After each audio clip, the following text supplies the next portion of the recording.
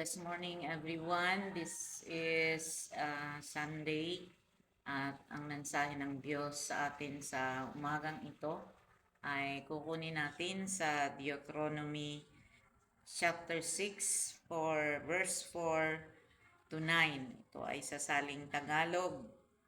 Babasahin natin. Ang sabi dito ay, dinggin ninyo mga Israelita, si Yahweh lamang ang Diyos. Ibigin ninyo siya ng buong puso, kaluluwa at lakas. Ang mga utos niya ay itanim ninyo sa inyong isip, ituro ninyo ito sa inyong mga anak, sa loob at labas ng inyong tahanan, sa oras ng paggawa at pamamahinga, sa lahat ng lugar at sa lahat ng panahon.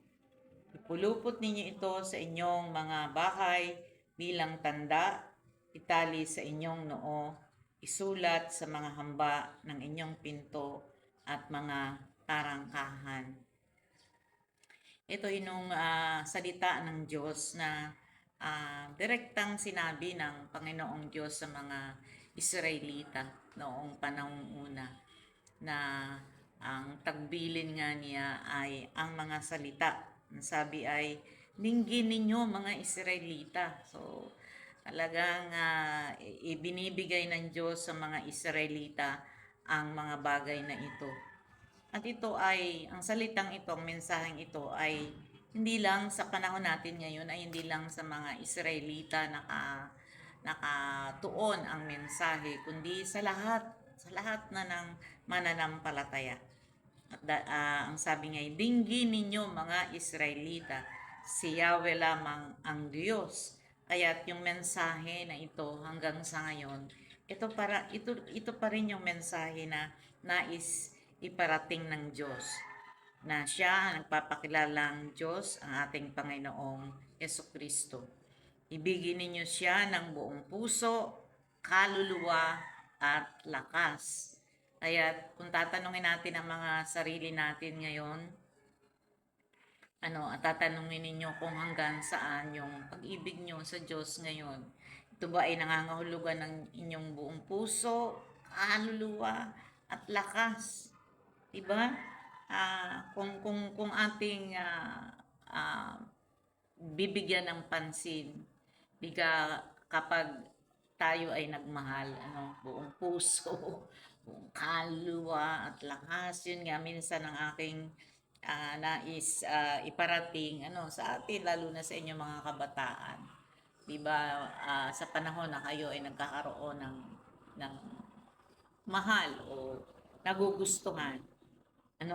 Diba, sa lahat ng oras, sa lahat ng panahon, nasa inyong puso, nasa inyong isip.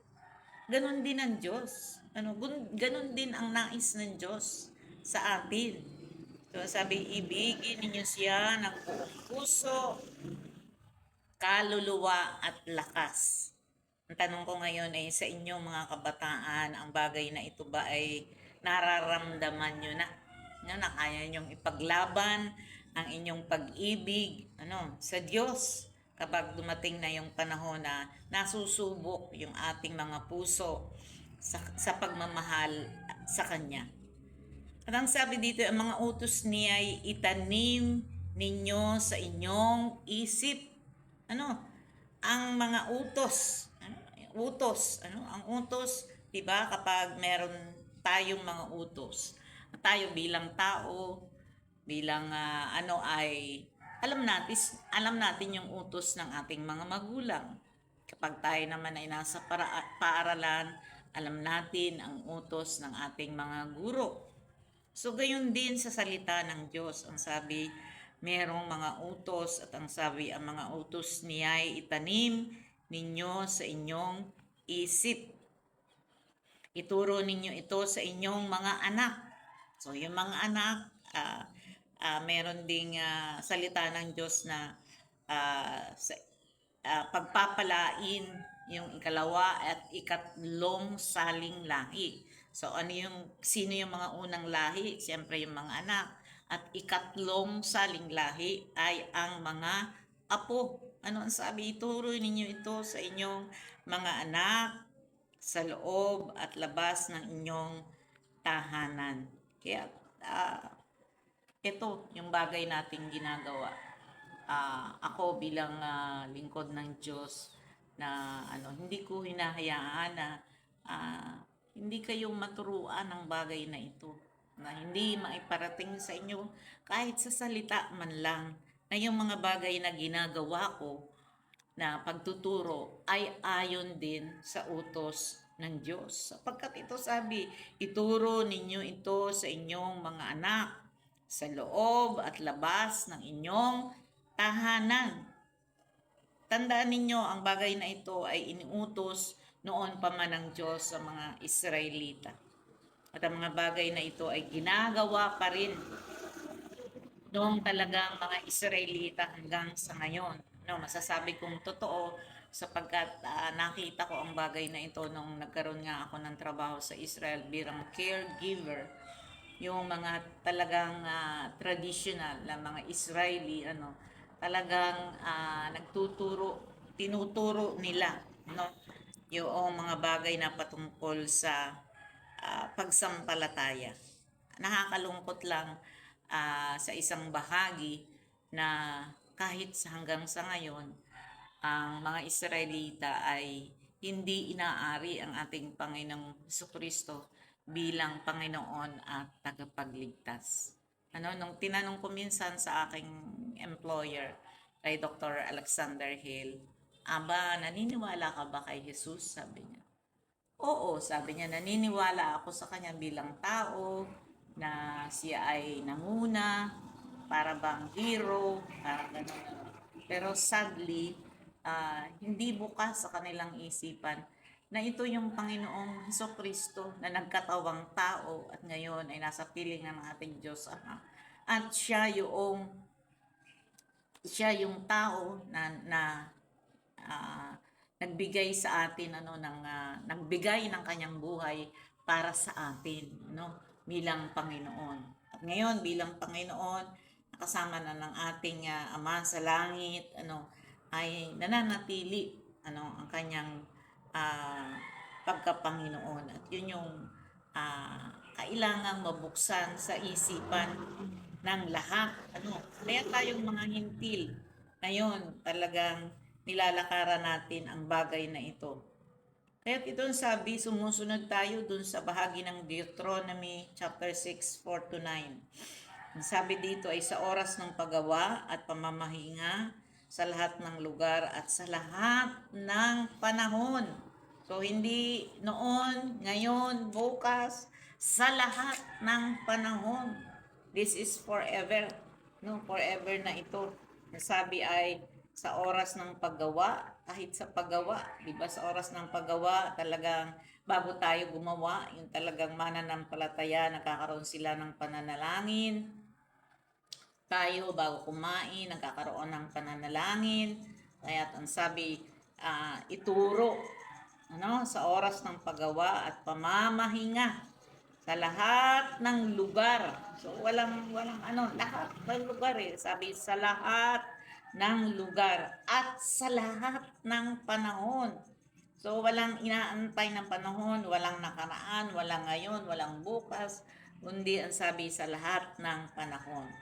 Ipulupot ninyo ito sa inyong mga kamay bilang tanda, sa ating sabihin ipulupot spiritual sa atin ay kinakailangan ito ay palaging nasa ating mga isip, itali sa inyong noo, isulot sa mga hamba ng inyong pinto at mga tarangkahan. Ito ay literal na ginawa ng mga Israelita.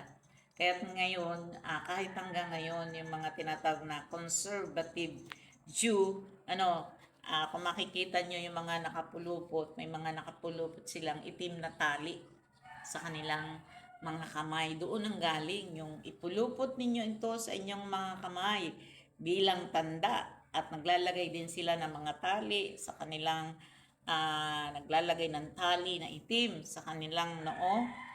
Isulat sa mga hamba ng inyong pinto at mga tarangkahan. Kaya sila ay may mga prayer na inilalagay sa loob ng tinatawag na anong tawag dun sa lagayan na yon, at idinidikit nila sa loob sa may pintuan, at pagpasok nila sa pintuan, hinahawakan nila yun bilang tanda na naandun yung kanilang prayer, yun nga na tinutupad nila yung utos ng Diyos doon sa mga Israelita. Sa atin bilang mga mananampalataya, ang bagay na ito ay hayag, hayag, dahil alam natin nababasa natin ang banal na kasulatan, and the Bible is teaching us. Ang nagtuturo sa atin ay the Holy Spirit, na kapag pinagbubulayan natin ang salita ng Diyos, naroon ang kanyang pagtuturo. Ginagamit lang marahil ang mga tulad ko na naglilingkod, na maiparating sa inyo yung mga mensahe ng Diyos, na ito ay hindi bago ang utos na ito. Kaya nga nasa pangalawang libro pa lang ng Bible. Genesis ang unang libro, sumunod ay Deuteronomy. So kung titingnan natin ay talagang noon pa man inuutos na ang mga bagay na ito. At yun, sa bahagi ninyo ng mga kabataan sa panahon ngayon na hayag sa inyo, at nasa inyo ng mga isip ngayon, yung bagay na patungkol sa Diyos ay inaari o maaari ninyo ng ariin na ito ay blessing,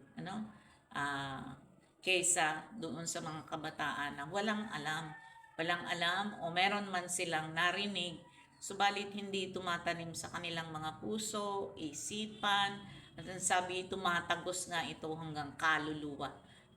Kaya 'di ba, balikan ko uli yung sabi ko kanina, na tayo yung emotions natin kapag tayo nagmahal. So nagmamahal tayo ng ating nakakatagpo tayo ng ating mahal, nagmamahal tayo sa ating kapatid, nagmamahal tayo sa ating magulang, nagmamahal tayo sa ating bansa, nagmamahal tayo sa ating mga bagay katulad ng ating cellphone. Mahal natin yan, di ba? Kahit saan, kailangan alam natin kung saan nakalagay, at talagang maghapon, alam natin, halos kasama natin hawak natin maghapon. Yun yung emosyon ng kalagayan na sinasabi ko, na naandun yung intense na kalagayan ng pagmamahal o sa pagmamahal. Pagmamahal na yun nga, ayaw mong maalis, mawala o mawalay sa iyo. Ganun yung ninanais ng Diyos sa atin. Ganun ang ninanais ng Diyos sa atin. Pero ang magandang bagay at magandang balita, kung tayo bilang tao, hindi natin kayang ibigay yung ganong pagmamahal, ang Diyos, ang Panginoong Diyos, ang Panginoong Kristo, ibinibigay niya ang lahat. Ibinibigay niya ang lahat sa atin. Sa lahat ng oras, sa lahat ng panahon, minamahal tayo ng Diyos. Kaya 'di ba talagang sa atin bilang mananampalataya, isang malaking kasiyahan sa ating puso na ang Diyos mismo, hindi niya tayo kinakalimutan, hindi na niya tayo pinapabayaan. Sa lahat ng oras at sa lahat ng panahon, git sa lahat sa panahon na kailangan natin ang kanyang kalinga at kanyang pagmamahal, nandun siya. Pinapadama niya sa atin na naandun ang kanyang pagmamahal. Yun yung isang bagay na dapat ay alam na natin, nararamdaman natin sa ngayon. Sa atin bilang mananampalataya, isang magandang bagay na ang pagmamahal sa Diyos ay nananatili sa ating puso at kaluluwa. Nawa ang mensahe na ito ay manatili, magrema sa inyong mga puso, kahit dumaan ito sa inyong pandinig, subalit ito ay naitala sa inyong mga isip, sa inyong mga puso. Ang mahalaga, ang bagay na ito ay inyong naramdaman sa araw na ito. Salamat muli, ito ang mensahe ng Diyos sa umagang ito at ating isara sa pananalangin. Dakilang Ama, makapangyarihang Ama, salamat sa iyong mga salita. Salamat sa iyong mensahe, O Lord. Hallelujah.